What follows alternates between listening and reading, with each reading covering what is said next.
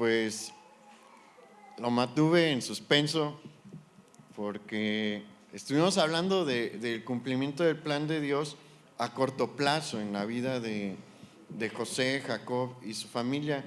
Y mencioné en varias ocasiones que había un plan a largo plazo de parte de Dios a cumplir, pero que no lo iba a mencionar hasta esta semana. Hoy le voy a decir cuál era ese plan a largo plazo.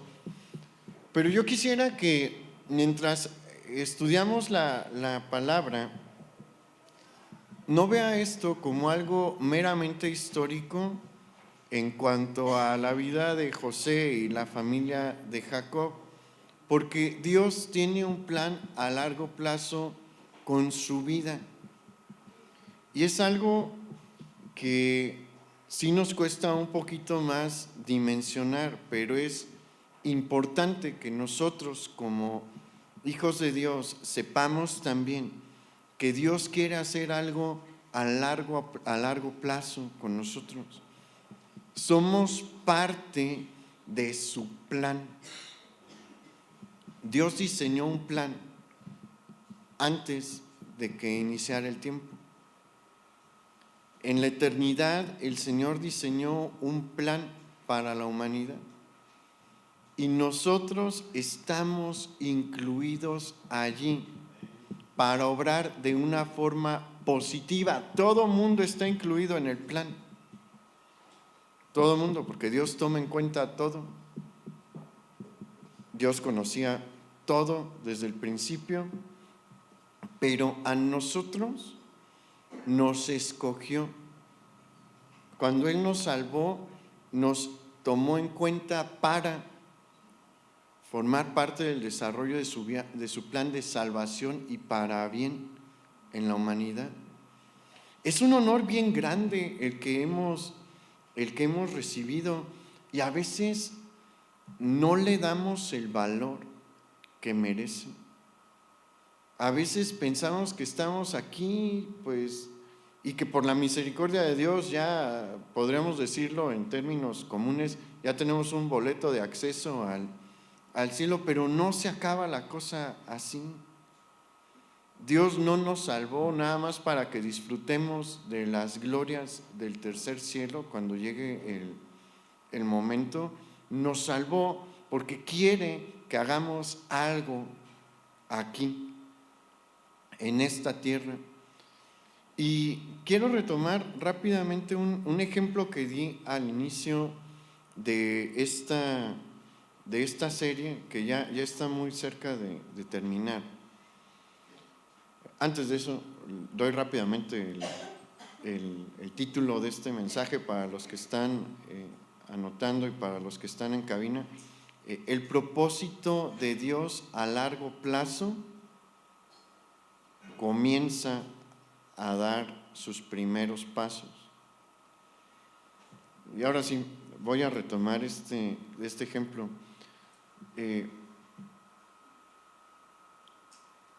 Yo pregunté cuando estábamos iniciando esta serie, un miércoles, si alguien sabía quién era Johann Staupitz, y la mayoría, nadie me dijo, que nadie levantó la mano. El miércoles es más fácil hacer este tipo de preguntas, ¿no? Nadie la levantó. Probablemente la mayoría aquí no tiene idea quién fue Johann Staupitz. Él fue uno de los mentores de Martín Lutero. Era alguien que conocía el mensaje del Evangelio y él fue el que le regaló su primer Nuevo Testamento. Y a partir de la lectura que él hizo de ese Nuevo Testamento fue que él se convirtió y que comienza la Reforma Protestante. Su trabajo, su misión de parte de Dios parecía muy pequeña. Yo les puedo asegurar algo: cuando Él le regala el Nuevo Testamento a Lutero para que lo lea, nunca se imaginó que iba a ser uno de los detonantes de la Reforma Protestante. El trabajo que él hizo tiene sus consecuencias hoy, porque nosotros como iglesia también somos producto de la reforma protestante que inició Lutero en 1517. Usted no sabe, así como Staupitz no supo, los alcances que puede tener lo que Dios quiere hacer con usted en su vida. No vea como menor las misiones que Dios le da, las instrucciones que Dios le da, porque usted no sabe si le va a compartir a alguien a quien Dios use como Lutero. Él sintió en su corazón, voy a darle a este joven, en ese momento todavía era un joven, un Nuevo Testamento, lo necesita. Usted no sabe si el Señor en algún momento le mueve a decir, regálale una Biblia a alguien, si Dios lo va a usar así. ¿Por qué no podemos ver? Porque esto es ya parte del plan, del propósito de Dios a largo plazo. Pero sepa algo, usted está incluido. Y lo que hace para el Señor no es menor. Es parte de este plan maravilloso que Él está desplegando, porque hoy se está desplegando. Entonces quisiera que tome esto en cuenta. Esto es para su vida. Lo que vamos a estudiar hoy es para nuestra vida. Entonces, vamos a recapitular un poquito lo que vimos la semana pasada, porque vimos cómo la familia de Jacob finalmente se va a reunir. Jacob sale del engaño en el que lo habían tenido sus hijos, porque acuérdese que por un periodo de tiempo muy largo, sus hijos le hicieron creer que José había muerto, pero llegan con la noticia de que está vivo y Dios manda evidencia para que Jacob se dé cuenta de que esta noticia es real, que no le están haciendo una broma cruel sus hijos. Y pues todo esto tenía, como habíamos platicado, un propósito de parte de Dios a corto plazo. Dios había movido todos los eventos de la vida de José para salvar a la familia de Jacob de perecer, de morir por la gran hambruna que se había desatado. Ellos estaban en un peligro real. No sabemos la verdad cuánta gente murió, pero en la antigüedad, en la actualidad, las hambrunas son difíciles, pero bueno, ahora tenemos medios de producción más avanzados y existen estos conceptos de la ayuda humanitaria de los países que sí tienen a los que no. Entonces, aunque las hambrunas ahorita son difíciles, pues hay cosas que las hacen más tolerables. En este tiempo no existe nada de eso. Una nación o una región que pasa por una situación de hambruna es una región que va a ver a su población disminuir sustancialmente. En ocasiones, hambrunas fueron factores para que imperios colapsaran. No existe el refri en este tiempo no existen los conservadores. Una hambruna es algo muy delicado. Dios sabía que eso iba a pasar. Entonces, Él va acomodando las cosas para que la familia de Jacob, que es receptora de la bendición de Dios, pudiera sobrevivir este tiempo. Eso es su plan, su voluntad a corto plazo con todo lo que sucedió con José. Pero hay algo más que nosotros tenemos que descubrir. Y acompáñame por favor a Génesis capítulo 46, versículo 1.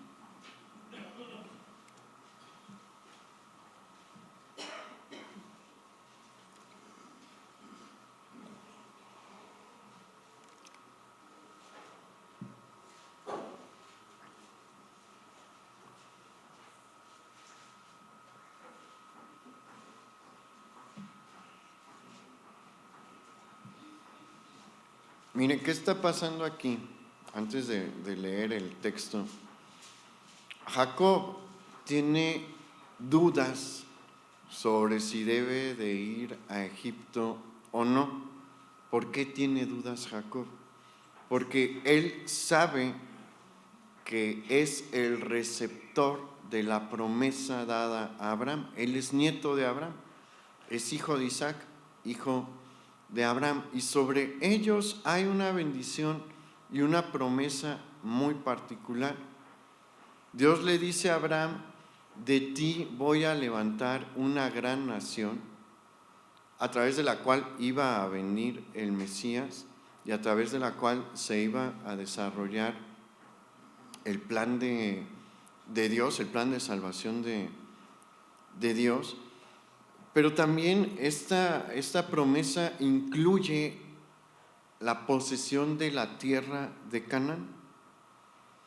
Esa tierra fue prometida por Dios y fue otorgada por Dios. ¿Por qué cree que no se la han podido quitar? Dios permitió que los hijos de Israel se dispersaran por casi 2000 años, pero señaló también que iban a regresar a su tierra y que no los iban a mover de ahí. Ahí están.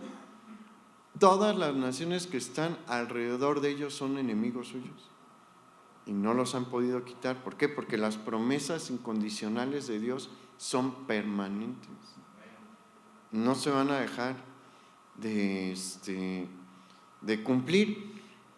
Y bueno, esta promesa inicia con Abraham, se reafirma con Isaac y ahora recae sobre Jacob. Y Jacob ha visto cómo su familia ha crecido en la tierra de Canaán. Y tiene esta promesa: esta tierra va a ser de ustedes. Y tiene un temor Jacob de ir a Egipto y con ese acto hacer algo por su cuenta que estorbase o frustrase el plan de Dios. ¿Por qué? ¿Por qué? Él está en una situación difícil, porque acuérdense, estamos en el segundo año de la hambruna, faltan 5. Pero aquí es donde necesitamos entender el contexto histórico de las personas que están participando en la historia de Dios aquí. Normalmente, en este tiempo, cuando una familia se traslada de una nación a otra, y en la nueva es bien recibida, tiende a ser asimilada. ¿Qué significa esto? Tiende a convertirse en parte de esta nación y ya no se mueven de allí. Y aquí hay una situación peculiar. José es el que le ha dicho a su papá: soy el segundo en el reino, vénganse conmigo, yo voy a tener cuidado de ustedes. Son buenas noticias, sí, pero también es la causa de la preocupación de Jacob, porque Jacob está pensando que si nosotros nos vamos a tener en Egipto una situación cómoda y agradable, y puede que mis hijos se olviden de la promesa de que esta es nuestra tierra, esta va a ser nuestra tierra. Entonces Jacob tiene esta preocupación, pero Dios se encarga de dispersar estas preocupaciones. Pero hay que preguntar, mira, cuando no sepa qué hacer, cuando tenga una preocupación, busque a Dios, vea lo que hizo Jacob. Vamos ahí al versículo 1 de Génesis 46. Salió Israel con todo lo que tenía y vino a Beerseba y ofreció sacrificios al Dios de su padre Isaac. Y habló Dios a Israel en visiones de noche y dijo: Jacob, Jacob. Y él respondió: heme aquí. Y dijo: yo soy Dios, el Dios de tu padre. No temas de descender a Egipto, porque allí yo haré de ti una gran nación. Yo descenderé contigo a Egipto y yo también te haré volver. Y la mano de José cerrará tus ojos. Y se levantó Jacob de Beerseba y tomaron los hijos de Israel a su padre Jacob y a sus hijos y a sus mujeres en los carros que Faraón había enviado para llevarlo. Cuando tenga una duda, cuando tenga una decisión importante que tomar para su vida y no tiene seguridad, haga lo que hizo Jacob. ¿Qué hizo Jacob? Ofreció un sacrificio para buscar a Dios. Jacob buscó la dirección de Dios. Y mire, este es uno de los grandes problemas que tiene el pueblo de Dios hoy. A lo largo de nuestra historia ha sido así, pero hoy sigue vigente, que tomamos muchas decisiones sin consultar a Dios. Tomamos decisiones trascendentales para nuestra vida sin consultar a Dios. Y por eso, como decimos aquí comúnmente en México, la regamos. Y después decimos, ¿por qué me metí en este negocio? ¿Por qué me cambié de ciudad? ¿Por qué pedí este crédito? Sabe que los créditos pueden meterle en una terrible problemática si no hizo bien los cálculos y si no vio la dirección de Dios. Busque a Dios, para eso nos dejó la oración el Señor, para que nos acerquemos a Él. ¿Qué nos deja ver el Señor aquí? Que Él contesta, porque Jacob tenía que tomar una decisión urgente. A veces queremos, no nos salimos del contexto de lo que está pasando. Su decisión era urgente, porque el grano que habían llevado no iba a durar para siempre. Y ya le dijeron a sus hijos, José ya le dijo a sus hermanos, faltan 5 años en los que vamos a estar igual. Entonces, Jacob está ante una decisión apremiante, de urgencia, se ocupa dar una respuesta ya. ¿Ha estado en esa situación que necesita dar una respuesta rápido? Siempre hay tiempo para buscar a Dios. Métase al baño si lo ocupa, y si está en el trabajo o algo así, siempre hay un baño. Y ahí díganle al Señor, Señor, necesito que me digas qué hacer. No sé qué hacer. Y Dios va a contestar. Dios no lo va a dejar a ciegas, no lo va a dejar en la oscuridad. Como a Jacob le va a decir, hay que hacer esto. Haz esto, yo estoy contigo. Pero cerciórese de que sea la voz de Dios. Esto es en situaciones apremiantes. Hay unas que no son tan apremiantes. ¿Qué hay que hacer ahí? Buscar a Dios y buscar consejo. Contraste lo que usted o yo con lo que dice en la Escritura, porque a veces escuchamos cosas que contradicen la Escritura. Si contradice la Escritura, no lo haga, no fue Dios. Vea lo que dice en la Escritura. La Escritura es nuestra guía más clara y más segura. Y si sigue teniendo dudas, acérquese con nosotros. Estamos a su disposición para ayudarle a buscar el consejo de Dios. Pero yo le animo nuevamente, no tome decisiones sin buscar a Dios. Se va a arrepentir de verdad. Pero aquí Dios le muestra a Jacob qué hacer.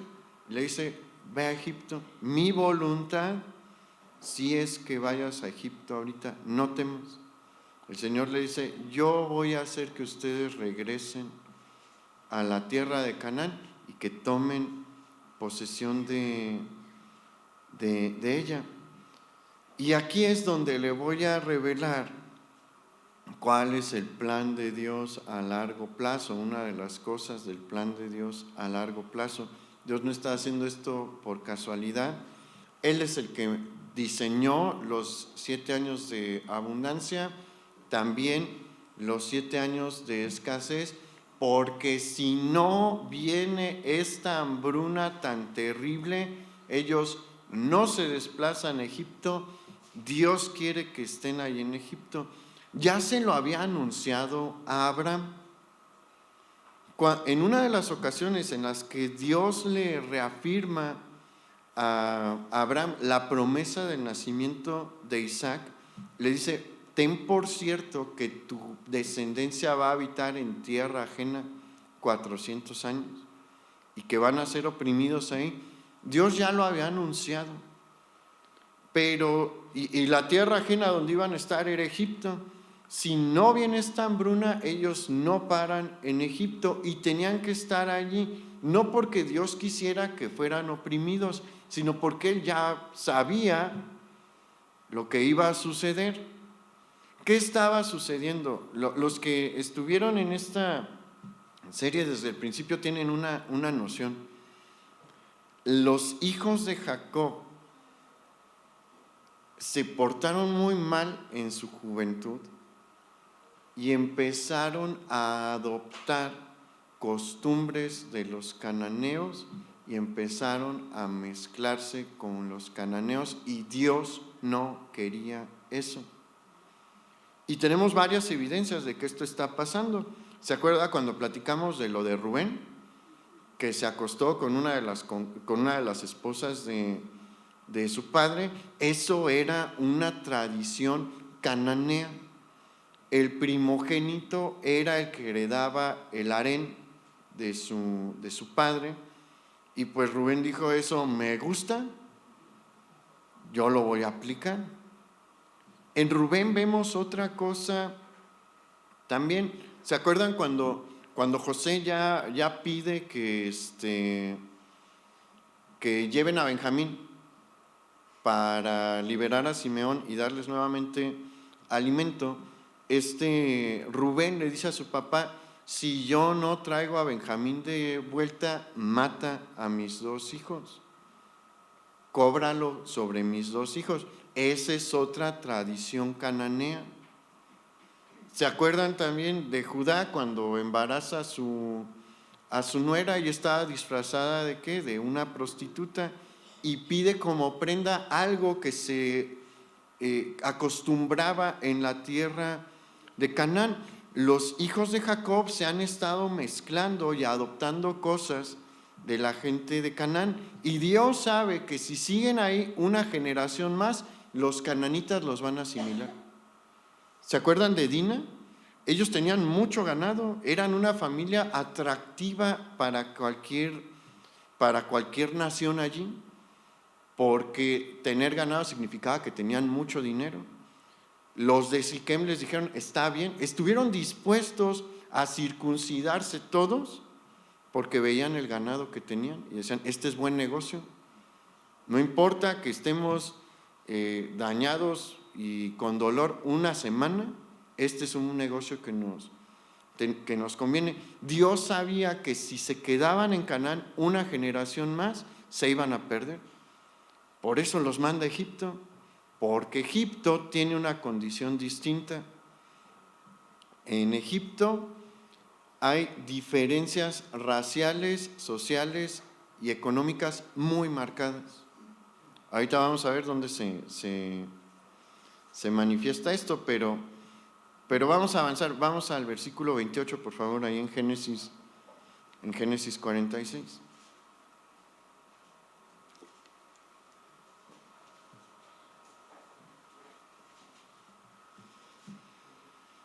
Dice: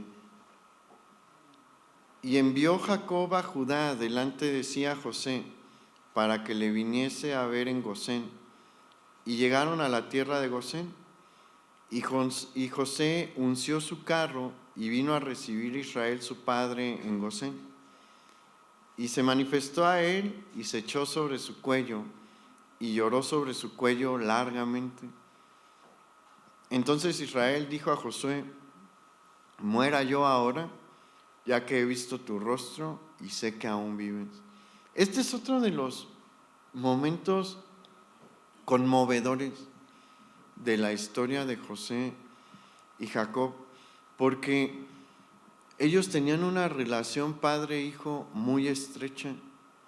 tenían un lazo de amor muy fuerte y pues el resto de sus hijos rompieron con ese lazo de golpe, lastimando severamente el corazón de su papá y el corazón de José. Pero Dios permite que esto sea restaurado. Mire, no todas las cosas que se rompen en el momento de la prueba se van a mantener en esa condición rota. Dios las restaura cuando en su tiempo. A veces el tiempo es largo, porque aquí estamos hablando de 2 décadas. Nosotros vivimos en una cultura en la que se nos enseña a no dejar ver nuestras emociones. Esa no es la cultura de Dios. Y nos haría mucho bien dejar ese tipo de cosas culturales que nosotros tenemos. Aquí se enseña que los hombres no lloran, pero a ver, ¿José era hombre? Miren, se necesita ser más hombre para decirle que no a la tentación que José tuvo con Potifar, que para pelearse en una cantina o en un bar. Se necesita más coraje y más valor para decirle que no a la tentación como él lo hizo. José era muy hombre y lloró. ¿Por qué? Porque hace bien. ¿Sabe que luego muchos hombres tienen problemas de presión alta y de estrés acumulado porque no dejan que sus emociones se manifiesten? Es malísimo. Por eso usted va a ver, ¿qué pasó aquí? José fue con su papá, lo abrazó y ¿qué dice? Que estuvo llorando largamente. Dios no tiene problema ni ve mal eso. No sea una olla express. Lo digo más con los hombres porque somos los que más tendemos a eso. ¿Qué hace la olla express cuando explota? Explota cuando acumula demasiada presión, explota. Entonces, no haga caso de la cultura mexicana, vea lo que dice la cultura de Dios. Y mire, aquí en este evento que estamos leyendo, en estos versículos que acabamos de leer, se cumple el segundo sueño de José. Jacob obviamente no se humilló delante de José, no se arrodilló delante de José, pero toda la nación de Israel está aquí reunida y está siendo salvada de la hambruna que se desató. ¿Y se acuerda que el segundo sueño, la interpretación del segundo sueño era que toda la nación iba a ser salvada por una obra hecha a través de José? Aquí se está cumpliendo. Israel se ha encontrado nuevamente con su hijo ya en tierra de Egipto y está garantizada su seguridad. Entonces, el plan de Dios se cumple en los momentos que Él quiere y que Él diseña. ¿Qué debemos de hacer nosotros? Esperar en Él, porque no es en nuestro tiempo. Fueron 22 años, cerca de 22 años para que se cumpliera este sueño, pero se cumplió. Lo que Dios le dice se va a cumplir. ¿Cuándo? Yo no sé. ¿Quién sí sabe? Él. Y generalmente no nos dice, espérate 2, 3 años. No. Él mueve las cosas. De verdad que lo hace. Mire, cómo me casé yo es una muestra de eso. No, sí, de verdad. Los que me conocen pues, tienen una noción de mi edad.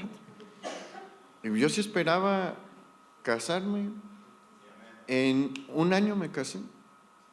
Cuando Dios lo determinó, cuando Dios movió las cosas, Dios es fiel, pero es en su tiempo, no es en nuestro tiempo. Sea paciente, manténgase en la promesa de Dios, haga lo que Dios dice y en su tiempo las cosas suceden. No pierda esa esperanza. Si algo podemos ver en la historia de José es esto, que no debemos de perder la esperanza. Marca un mundo de diferencia hasta en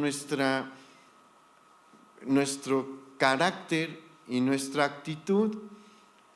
Jacob, como vimos, se fue encerrando, se fue volviendo pesimista. José nunca fue así, porque nunca perdió la esperanza. No pierda la esperanza. El versículo 26 de Génesis 46 nos deja ver que la familia de Jacob ya está integrada por 70 personas.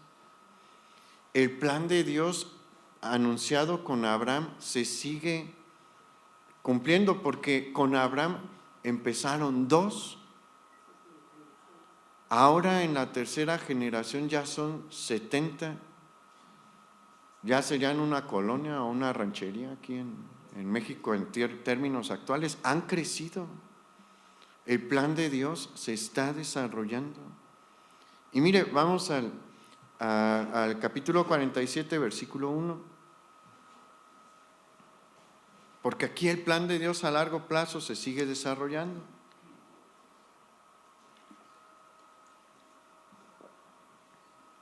Dice: vino José y lo hizo saber a Faraón y dijo: mi padre y mis hermanos y sus ovejas y sus vacas con todo lo que tienen han venido de la tierra de Canaán, y aquí están en la tierra de Gosén. Y de los postreros de sus hermanos tomó 5 varones y los presentó delante de Faraón. Y Faraón dijo a sus hermanos: ¿cuál es vuestro oficio? Y ellos respondieron a Faraón: pastores de ovejas son tus siervos, así nosotros como nuestros padres. Dijeron además a Faraón: para morar en esta tierra hemos venido, porque no hay pasto para las ovejas de tus siervos, pues el hambre es grave en la tierra de Canaán. Por tanto, te rogamos ahora que permitas que habiten tus siervos en la tierra de Gosén. Entonces Faraón habló a José diciendo: tu padre y tus hermanos han venido a ti, la tierra de Egipto está delante de ti está. En lo mejor de la tierra haz habitar a tu padre y a tus hermanos. Habiten en la tierra de Gosén, y si entiendes que hay entre ellos hombres capaces, ponlos por mayorales del ganado mío. Aquí, aunque no parece, pero sí es. Mire, José no se dio cuenta probablemente, pero Dios está desarrollando aquí su plan a largo plazo también, porque hay 2 cosas clave. Una, cómo se presentan los hijos de Jacob. Ellos se presentan ante Faraón y él les pregunta cuál es su oficio, y ellos le contestan: somos pastores de ovejas. Y después se les otorga la tierra de Gosén. Son 2 detalles bien importantes, porque ya habíamos platicado que Egipto es una sociedad de mucha división social. Tu raza importa, tu situación económica importa, tu oficio importa. Y resulta que ellos tienen las peores condiciones de estos 3 puntos. Los egipcios no se mezclan con otras naciones. Son una nación que busca mantenerse étnicamente sin mezclas. Entonces, ellos vienen de Canaán, son semitas, se ve a leguas que no son egipcios, y eso genera un rechazo.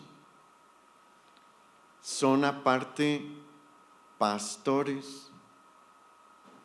Y dentro de las profesiones y actividades económicas de los egipcios, la de los pastores es despreciada. Se les ve como menos. Entonces no va a haber esta tentación de mezclarse con los egipcios, porque los egipcios no lo van a permitir. Para ellos es algo deshonroso casarse con un semita, y es más deshonroso todavía casarse con un semita pastor, que es lo que los hebreos son en este momento. Y los mandan a Gosén. ¿Dónde está la tierra de Gosén? En el delta del Nilo, es donde desemboca el Nilo en el mar Mediterráneo. Siempre hay agua, siempre hay pastos, pero a ellos los mandan a una parte de la tierra de Gosén que va a estar alejada de los grandes centros culturales de Egipto.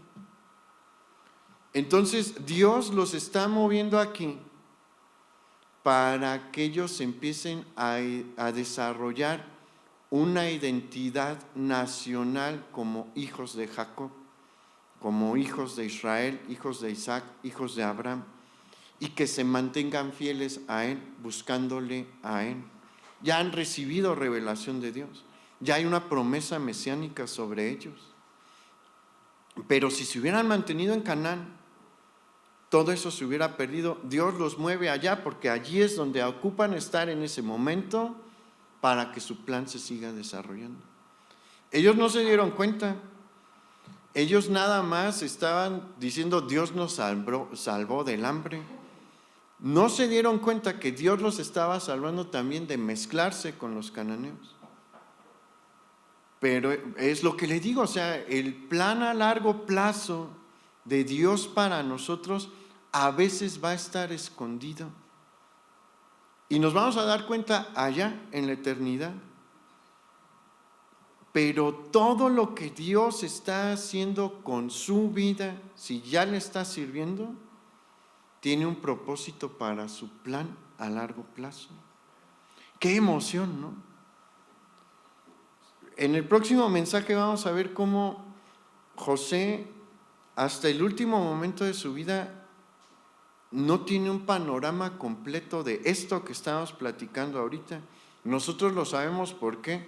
Porque lo leemos desde lejos, no cuando están sucediendo los eventos, pero podemos ver que es evidente que esto es lo que Dios está haciendo. Entonces, tenga presente esto: Dios quiere hacer algo con usted. Déjese usar. Es algo de lo que yo he estado hablando desde el año pasado y he estado hablando también esto en este año. Déjese usar. Busque la voluntad de Dios y no la detenga, porque a veces queremos tomarnos pausas, porque si usted se compromete en el servicio del Señor, se va a dar cuenta de una cosa, que no hay pausas, porque el plan de Dios nunca se detiene. El servicio a Dios no tiene pausas. Sí se va a poder tomar alguna vacación o algo así, pero Dios nos tiene trabajando constantemente. ¿Por qué? Porque su plan no se acaba. Y mire, cada vez estamos más cerca de que el tiempo del fin se empiece a desarrollar. Yo no sé cuándo va a ser, solo el Señor lo sabe, pero nos dejó indicios para que estemos alerta. La cosa es que muchos no están alerta. Y sí, mire, lo que pasó la semana pasada fue horrible, pero lo que pasó ayer, como no sucedió aquí, sucedió a miles de kilómetros de aquí, pues que ahí en Irán pase lo que sea. Mire, Dios está moviendo sus engranes nuevamente. Todo lo que pasa en Medio Oriente es importante que lo chequemos, porque nos deja ver qué es lo que está haciendo Dios. Dios está moviendo delante de nosotros y su pueblo no ve. Pero no queda mucho tiempo. Yo no sé si quedan 2 o 3 generaciones más, no sé. No creo que sean otros 1000 años, honestamente. Entonces, Dios se está moviendo. estamos en un tiempo bien emocionante y nos ha estado hablando, quiero usarte. ¿Ya saben qué quiere usarle Dios?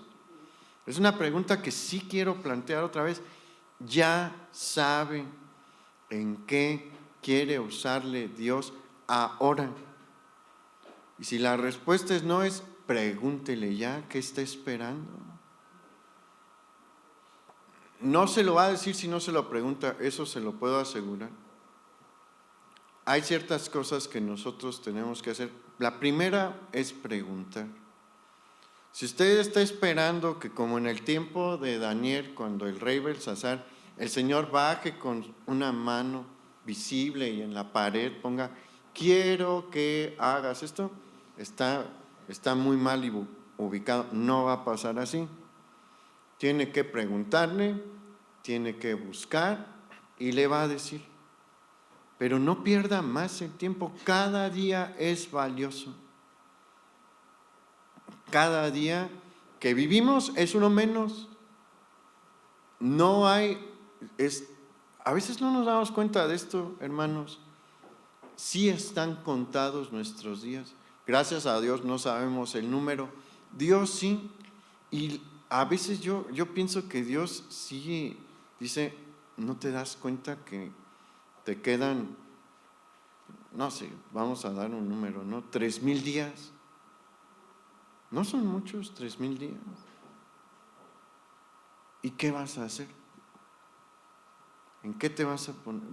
Cada uno que pasa se fue y no va a regresar. Y hay uno en el que dice, aquí te vienes conmigo. No perdamos el tiempo, hermanos. Ya busque qué es lo que Dios quiere hacer. Es apremiante, vea lo que está sucediendo en el mundo. Pero bueno, vamos a continuar. Vamos al versículo 13 ahí, donde estábamos, en Génesis. En Génesis 13. Digo, en Génesis 47, perdón, versículo 13. Dice, no había pan en toda la tierra y el hambre era muy grave, por lo que desfalleció de hambre la tierra de Egipto y la tierra de Canaán. Y recogió José todo el dinero que había en la tierra de Egipto y en la tierra de Canaán, por los alimentos que de él compraban, y metió José el dinero en casa de Faraón. La cosa se siguió poniendo mal. En este tiempo no hay monedas. El dinero se refiere a piezas de oro y de plata. Es tanta el hambre que pues todo el oro y la plata que había en circulación termina en la oficina de José, porque todos necesitan alimento. Hay un principio en economía que también enseña que el oro no se come, el grano sí, el alimento sí es más importante que el oro. Dele una mordida a una moneda de oro y pásesela y no le va a nutrir nada. Pero si se come 1 kilo de tortillas, no se come 1 kilo de tortillas, pero si come tortillas, eso le va a nutrir, eso le va a ayudar. Entonces la nación dice, la comida es primero, y gastan todo su dinero. Pero la cosa se pone peor si usted sigue leyendo. Y ya no hay oro y plata, van a venir con ganado. Y van a decir, no puedo sostener al ganado, necesito alimento. Te cambio el ganado por alimento. Pero eran 5 años, acuérdese, del momento en el que Jacob entra a Egipto con su familia, faltaban 5 años. Sin alimento generado. Entonces, vean lo que sucede en el versículo 23, porque aquí es Dios dejando que su plan se desarrolle sin que se dé cuenta las personas que están participando. Versículo 23 dice, y José dijo al pueblo, he aquí os he comprado hoy a vosotros y a vuestra tierra para Faraón. Ved aquí semilla y sembraréis la tierra. La gente dijo, ya no tengo ganado, lo único que me queda es mi tierra y mi vida. Te lo ofrezco porque me es mejor vivir a morir. Y aquí José hace un trato, vamos a seguir leyendo. De los frutos daréis el quinto a Faraón, y las 4 partes serán vuestras para sembrar las tierras y para vuestro mantenimiento y de los que están en vuestras casas y para que coman vuestros niños. Y ellos respondieron: la vida nos has dado, hallemos gracia en ojos de nuestro Señor y seamos siervos de Faraón. Entonces José lo puso por ley hasta hoy sobre la tierra de Egipto, señalando para Faraón el quinto, excepto solo la tierra de los sacerdotes, que no fue de Faraón. Aquí, ¿qué está sucediendo? Y es lo que le digo, José no se está dando cuenta de que Dios está desarrollando su plan, pero lo está haciendo. Con esta hambruna, la figura política de Faraón se consolida y se hace muy poderosa, porque no le entregan los títulos de su tierra, digámoslo así, pero sí hay un compromiso a pagar un impuesto de manera permanente. El 20% de lo que produjera la tierra era el impuesto directo hacia Faraón. Entonces, la figura de Faraón aumenta en cuanto a su poder y control sobre la nación, y eso es importante, porque para el tiempo del Éxodo vamos a requerir de una figura de Faraón así de poderosa para que Dios venga e intervenga y muestre que Él está por encima del poder terrenal y de todos sus dioses. Esto es a largo plazo, o sea, este evento que encontramos aquí va a ser necesario para algo que va a suceder como 400 años después. José no se estaba dando cuenta, él simplemente estaba realizando la obra que Faraón le había encargado. Faraón le dijo: ok, Dios te mostró esto, realízalo para que mi gente no se muera de hambre. Pero en cumplir ese evento, cumplir con esa misión, Dios está poniendo los fundamentos de algo que Él necesita para la siguiente etapa de su plan. Por eso le digo, no tome en poco lo que Dios hace con usted. ¿En qué ámbito hizo esto Dios con José? En su trabajo. Usted es ejemplo en su trabajo también, o séalo, si no lo está haciendo hasta ahorita, séalo. Compórtese como hijo de Dios en lo que dice, en cómo trata a los demás, en lo que vende su vida privada a los que están con usted, porque usted no sabe si algo de su trabajo va a funcionar como una pieza importante dentro del plan de Dios. Esto era el trabajo de José y Dios lo usó. Así puede ser con usted. Dios no llama a todos a servir desde el púlpito, pero Dios llama a todos a servirle en la vida cotidiana. Somos poquitos los que estamos aquí, son muchísimos más los que están aquí abajo. En su vida cotidiana Dios le está llamando y usted no sabe qué quiere hacer Dios. Tome a Dios en cuenta en todo lo que hace. Vamos ahora al versículo 27. Dice: así habitó Israel en la tierra de Egipto, en la tierra de Gosén, y tomaron posesión de ella, y se aumentaron y se multiplicaron en gran manera. Y vivió Jacob en la tierra de Egipto 17 años. Y fueron los días de Jacob, los años de su vida, 147 años. Y llegaron los días de Israel para morir, y llamó a José su hijo y le dijo: si he hallado ahora gracia en tus ojos, te ruego que pongas tu mano debajo de mi muslo y harás conmigo misericordia y verdad. Te ruego que no me entierres en Egipto, mas cuando duerma con mis padres, me llevarás de Egipto y me sepultarás en el sepulcro de ellos. Y José respondió: haré como tú dices. E Israel dijo: júramelo.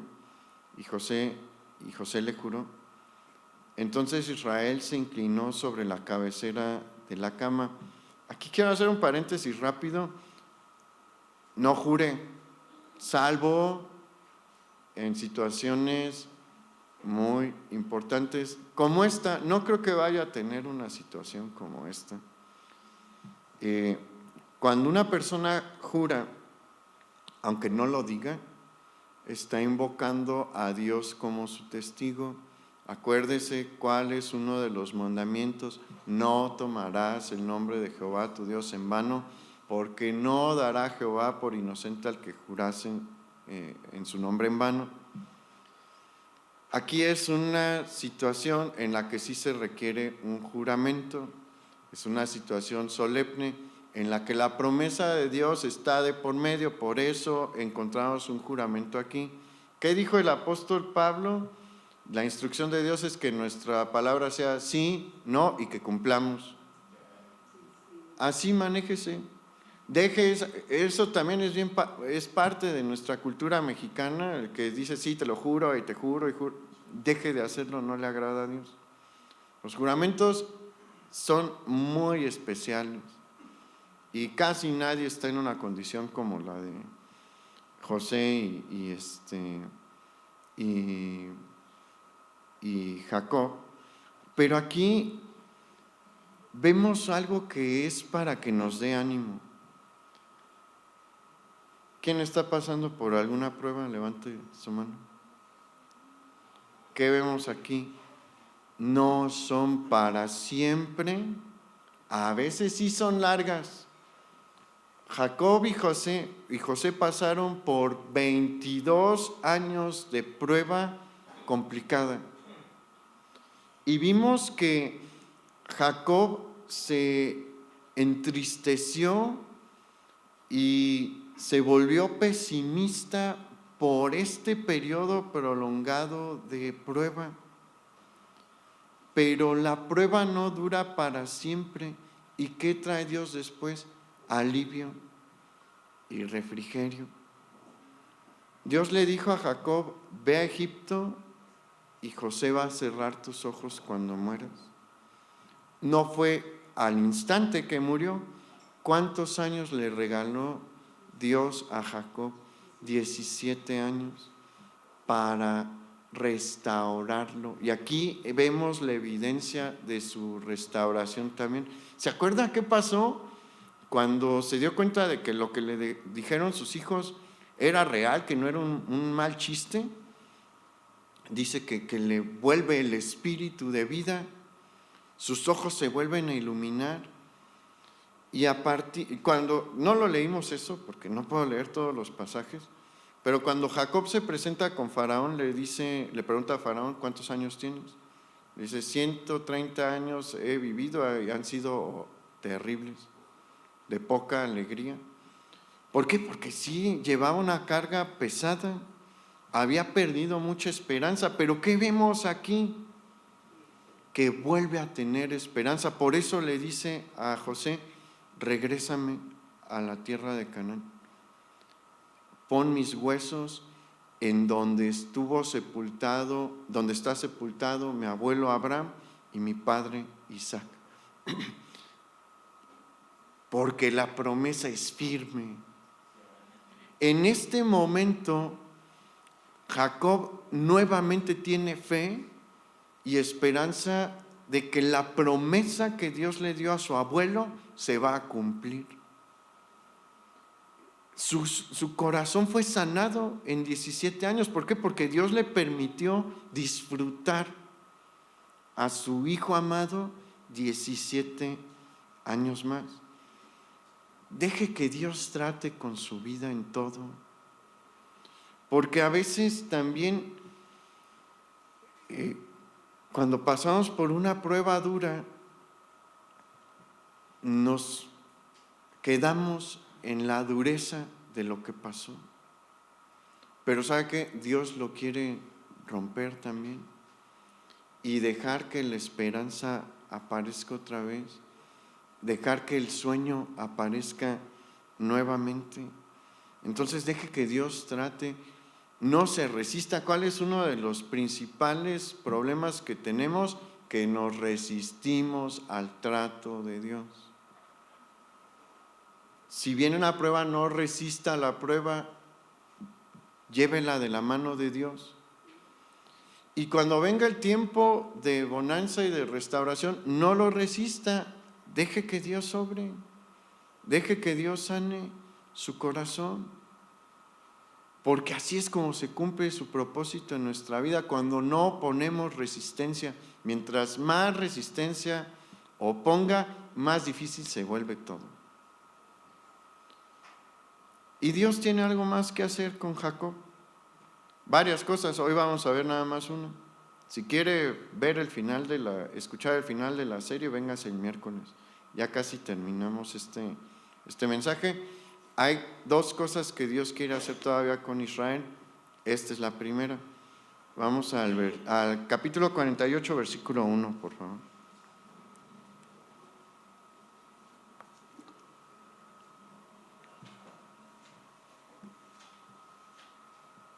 Porque en los días de Israel son pocos, pero hasta el último momento de nuestra vida Dios nos quiere usar. Es algo que también he mencionado en varias ocasiones, porque hay muchos que dicen, es que yo ya estoy viejo, es que yo ya no puedo, ya no tengo las fuerzas.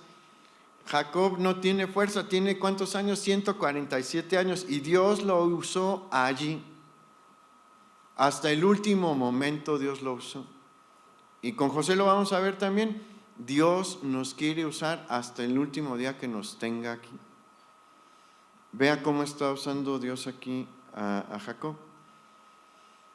Dice, sucedió después de estas cosas que dijeron a José, he aquí tu padre está enfermo. Y él tomó consigo a sus dos hijos, Manasés y Efraín. Y se les hizo saber a Jacob, diciendo, he aquí tu hijo José viene a ti. Entonces se esforzó Israel y se sentó sobre la cama. En su lecho de muerte, Dios lo puede usar. Ahí está Jacob. ¿Qué dice? Que se esforzó porque tenía algo que hacer todavía. Así que no diga, yo ya no puedo, yo ya no tengo fuerzas, yo ya estoy viejo. No.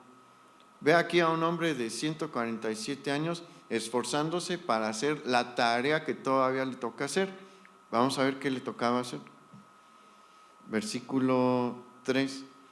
Y dijo a José, el Dios omnipotente me apareció en luz en la tierra de Canaán y me bendijo. Y me dijo, he aquí yo te haré crecer y te multiplicaré y te pondré por estirpe de naciones y daré esta tierra a tu descendencia después de ti por heredad perpetua. Ahora tus dos hijos, Efraín y Manasés, que te nacieron en la tierra de Egipto, antes que viniese a ti a la tierra de Egipto, míos son, como Rubén y Simeón serán míos. Primer cosa que Dios está haciendo aquí a través de Jacob, está ajustando unas cuentas pendientes que hay con Simeón y con Rubén. Los dos deshonraron feamente a su papá. Rubén al acostarse con una esposa de Jacob, Simeón al planear junto con Leví la matanza de Siquem. El primogénito debía de recibir 2 partes de la herencia del padre. En el caso de la familia de Jacob, eran 12 hermanos, la herencia se debía de dividir entre 13 y 2 partes se le iban a dar al primogénito. No se le iba a dar esa honra a Rubén, se le va a dar a José. No existió una tribu de José, cada uno de sus hijos formó una tribu. Existió la tribu de Efraín y la tribu de Manasés. Entonces, sobre estos dos mayores, Dios está dando un ajuste de cuentas. No se les da la bendición del primogénito. ¿Por qué? Porque le deshonraron. Pero va a hacer Dios algo más. Vamos al versículo 14. Porque Jacob tiene la intención de bendecir de una manera especial a los hijos de José. Y José pone a Manasés, su hijo mayor, su primogénito, delante de la mano derecha de Jacob, y a su hijo Efraín, el menor, delante de la mano izquierda de Jacob, su padre, para que él extienda su mano. Esto tiene un simbolismo. La mano derecha se deposita sobre aquel que va a recibir la bendición mayor, que generalmente es el primogénito. Bueno, no generalmente, por regla general en este tiempo es el primogénito. Pero vean lo que sucedió. Vamos al versículo 14.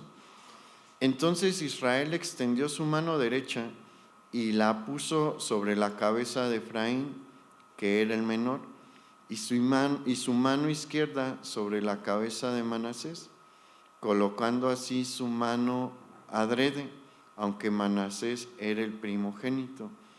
Jacob ya estaba prácticamente ciego, ya no veía bien y sabía lo que estaba haciendo. Ahí dice que lo hizo adrede, significa a propósito. Cruza sus manos. ¿Por qué? ¿Quién lo movió? Dios. Porque Dios está dando un mensaje aquí. José se molesta, y ahorita aquí quiero tocar un punto, porque le dice: papá, al revés, no está bien lo que hiciste. Vea el versículo 19. Mas su padre no quiso ¿qué? Mover sus manos. Y dijo: lo sé, hijo mío, lo sé. También él vendrá, se refiere a Manasés, vendrá a ser un pueblo y será también engrandecido, pero su hermano menor será más grande que él, y su descendencia formará multitud de naciones. Y los bendijo aquel día diciendo: en ti bendecirá Israel, diciendo: hágate Dios como a Efraín y como a Manasés. Y puso a Efraín antes de Manasés. ¿Qué está haciendo Dios aquí a través de Jacob? Está atacando una estructura social que ya lo tenía cansado, y lamentablemente no entendieron mucho su mensaje.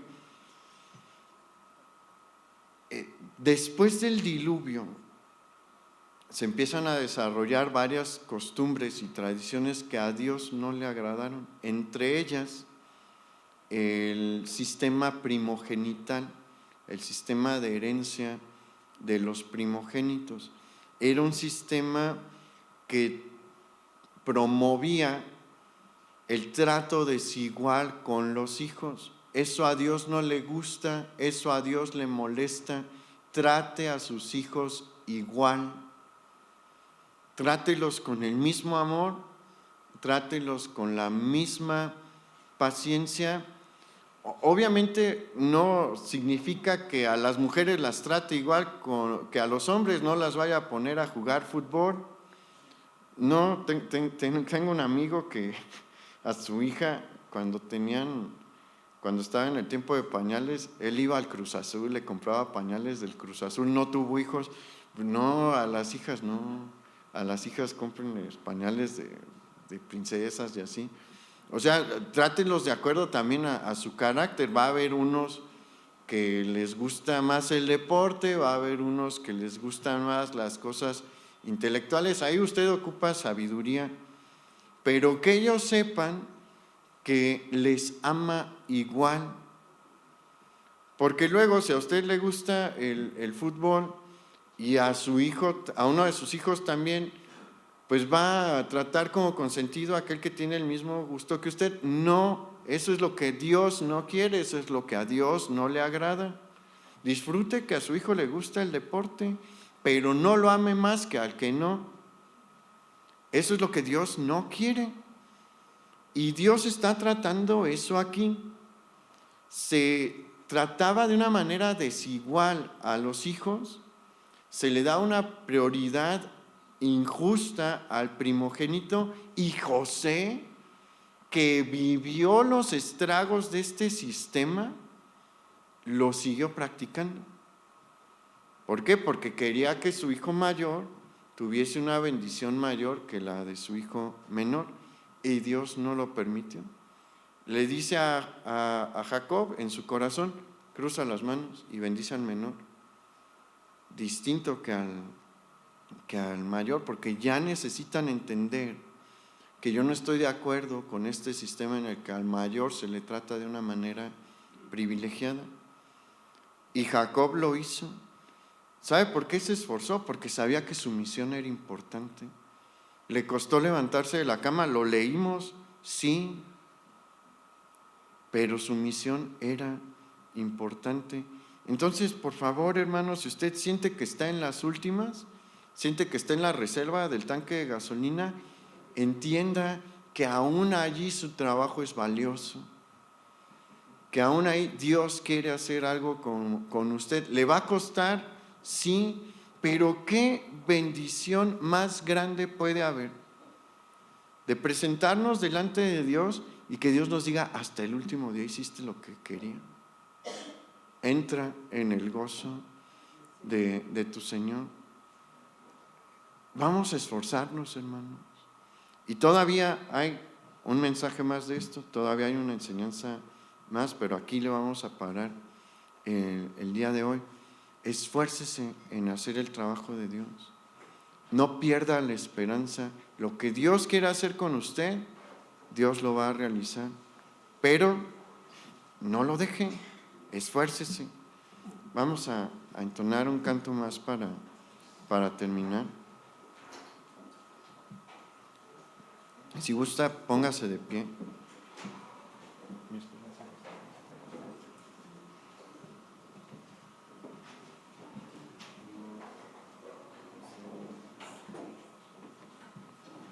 Y vamos a decirle a nuestro Señor que Él es nuestra esperanza.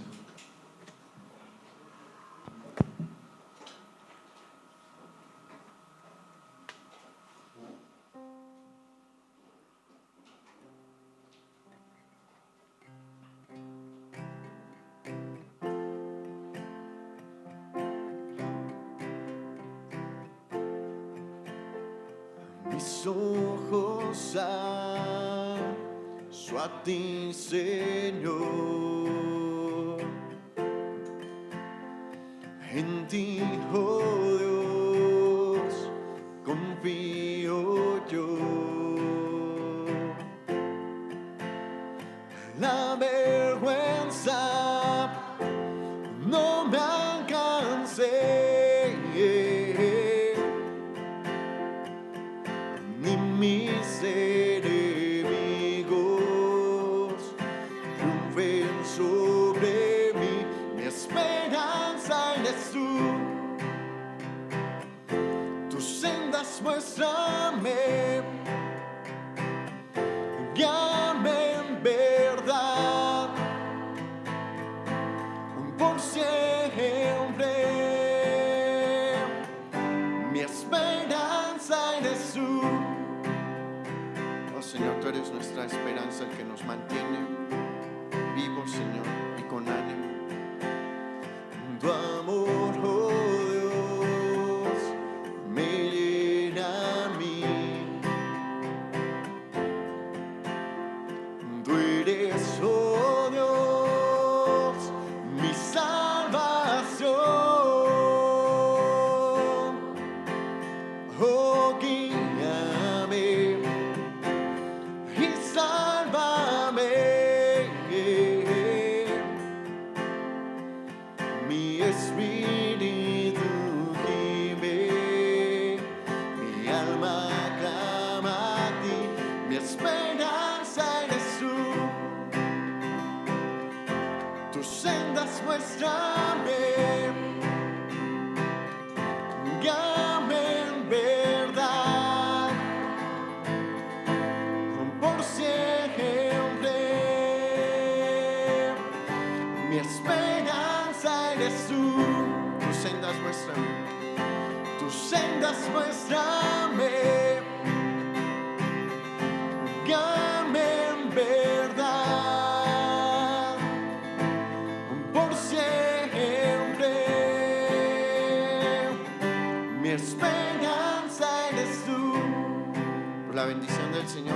sobre usted, hermano, y le guarde en esta semana. Le ayude a ser ejemplo en donde usted está, y le ayude a llevar su mensaje en donde usted está. El Señor le bendiga. Estamos despedidos y nos vemos aquí el miércoles a las 7. Vaya en la paz del Señor.